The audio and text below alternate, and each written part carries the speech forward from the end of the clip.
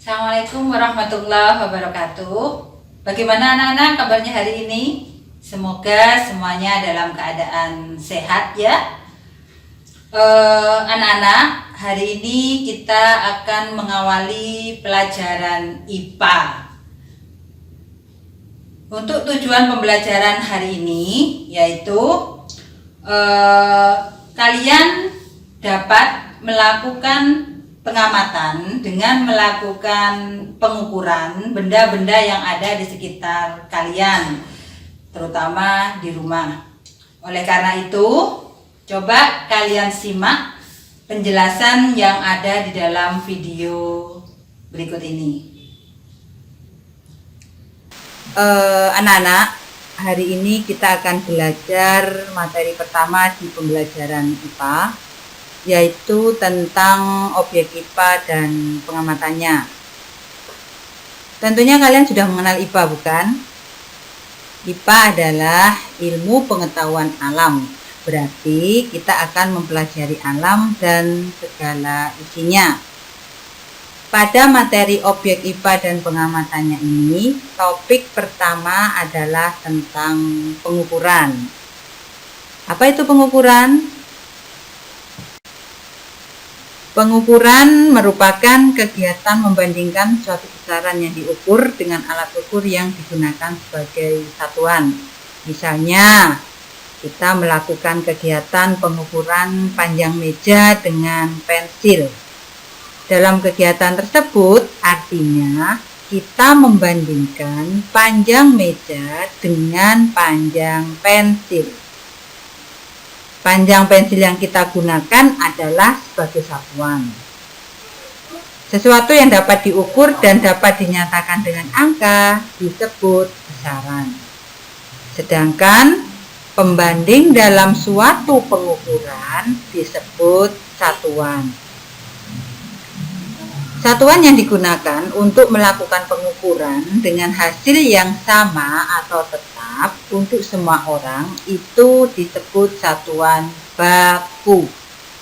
Sedangkan satuan yang digunakan untuk melakukan pengukuran dengan hasil yang tidak sama untuk orang yang berlainan disebut satuan tidak baku. Sekarang saya akan memberikan contoh beberapa hasil pengukuran. Coba kalian perhatikan. Yang pertama, misalkan hasil pengukuran dari panjang meja 1 meter. Artinya panjang di situ menunjukkan besaran, sedangkan 1 itu menunjukkan nilai, meter menunjukkan satuan.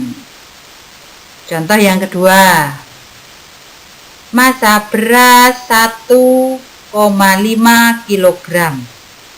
Berarti besaran yang dimaksud di situ adalah massa,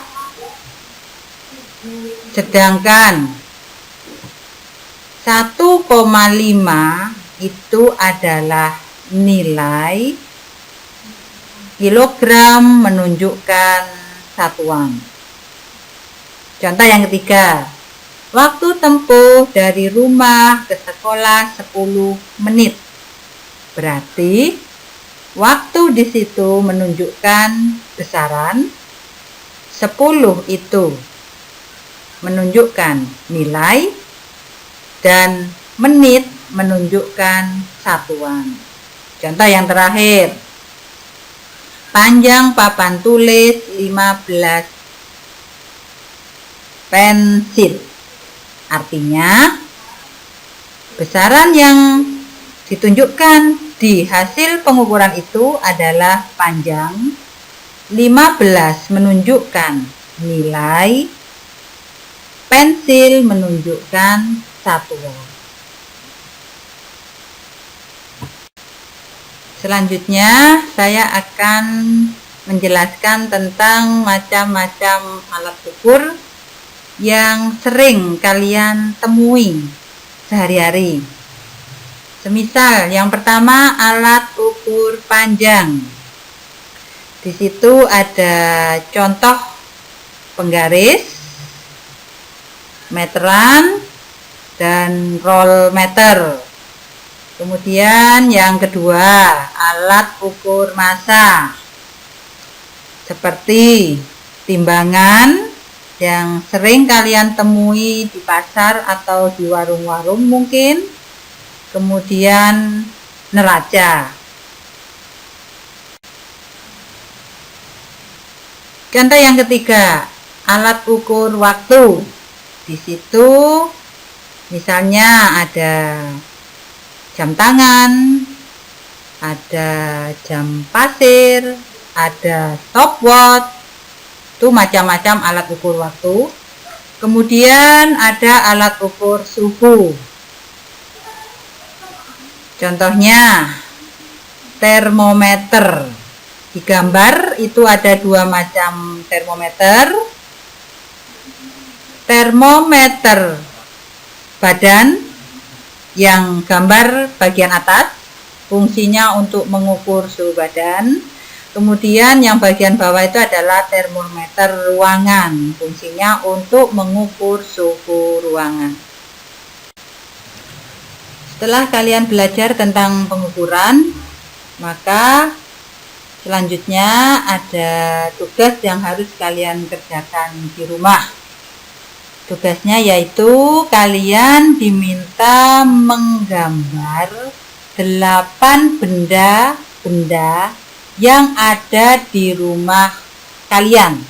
Kemudian kalian diminta mengukur panjang dan lebarnya masing-masing dari benda-benda tersebut.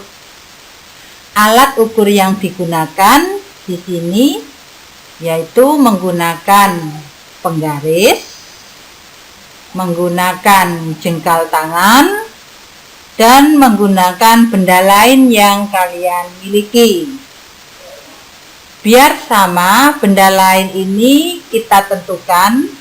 Kalian gunakan pensil kalian masing-masing. Kemudian setelah kalian mengukur panjang dan lebar masing-masing benda tersebut, kalian diminta mencatat hasil pengukurannya. Yang kedua, setelah kalian melakukan pengukuran, kalian diminta mendeskripsikan atau menjelaskan benda-benda yang sudah kalian ukur beserta dengan hasil pengukurannya menggunakan bahasa Jawa. Anak-anak, tadi kalian sudah menyimak materi tentang pengukuran. Bagaimana itu proses mengukur, macam-macam alat ukur itu apa saja, kemudian contoh-contohnya itu seperti apa. Dan jangan lupa tadi di pembahasan awal kalian saya minta untuk mengerjakan tugas di rumah. Tolong tugas itu kalian kerjakan di kertas, kemudian difoto dan langsung dikirim ke Bu Heni. Sekali lagi, jangan lupa tugasnya dikerjakan. Kalian boleh bertanya dengan teman, dengan saudara ataupun dengan orang tua. Saya rasa pembelajaran hari ini cukup sekian. Wassalamualaikum warahmatullahi wabarakatuh.